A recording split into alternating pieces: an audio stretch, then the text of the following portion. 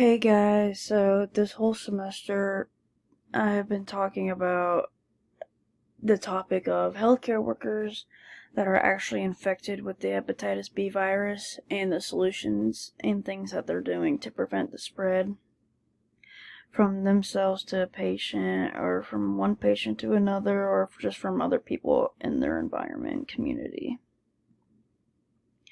So the problem is healthcare workers are infected with HBV are practicing on patients without them knowing, which then puts the patient at risk.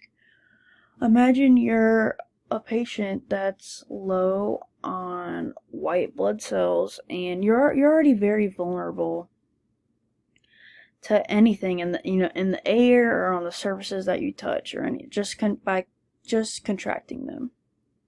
So imagine your doctor has this very harmful virus in them, and just one prick of a needle or just one small error can infect you, and it could honestly kill you. But just that white blood cell count, just you never know what your patient has or what you could give them or how easily you can give it to them.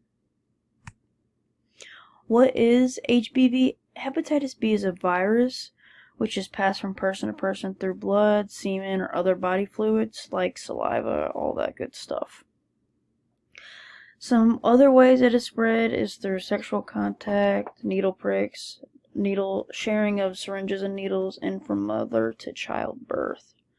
Looking at the healthcare perspective of this, I hope that out of this list, the only two things are needle pricks and hopefully not as much of sharing needles and syringes, because that is just disgusting.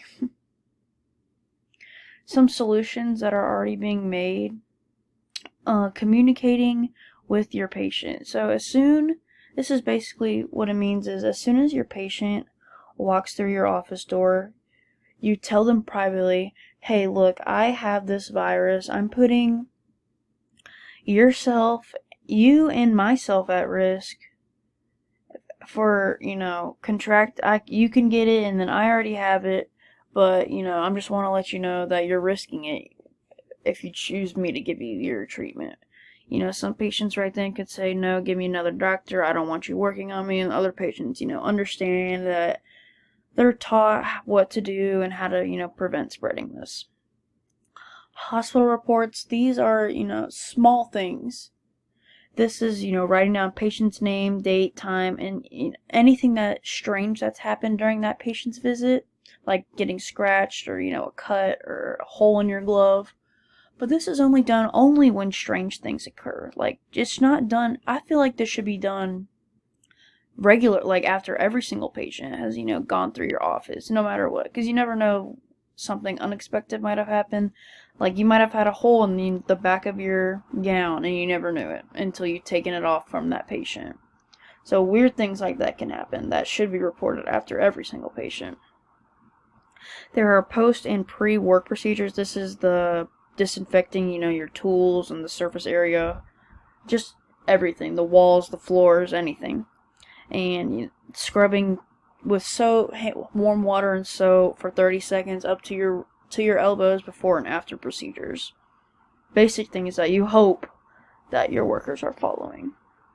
And annual vaccines, it is actually required for all healthcare workers to receive vaccines every year. These are like the hepatitis shots, chickenpox, shingles, all of them that most of us have gotten.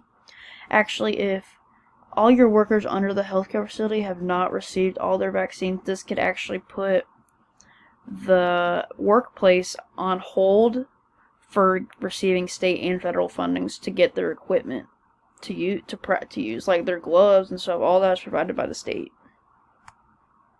Some new solutions are educating the employees, unexpected visits by national programs like FDA, CDC, WHO, and better protective equipment. Educating your employees, this is fairly simple. It's just, I feel annually there should just be a very small class given by a worker that wants to volunteer their time to teach and educate other, their coworkers, other employees about preventing the spread of any virus, bacteria, or fungi in this workplace. This should be provided by, workplace authorities. Just tell them, hey, I want all y'all to take this class. It would benefit in so many ways.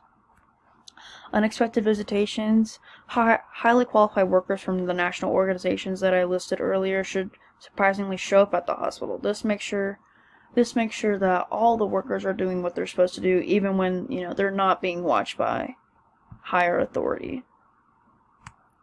Some better protective equipment. The most common way HPV is spread in hospitals is needle pricks and sharing of needles and syringes. So the common latex gloves can develop holes due to degradation, the wear and tear.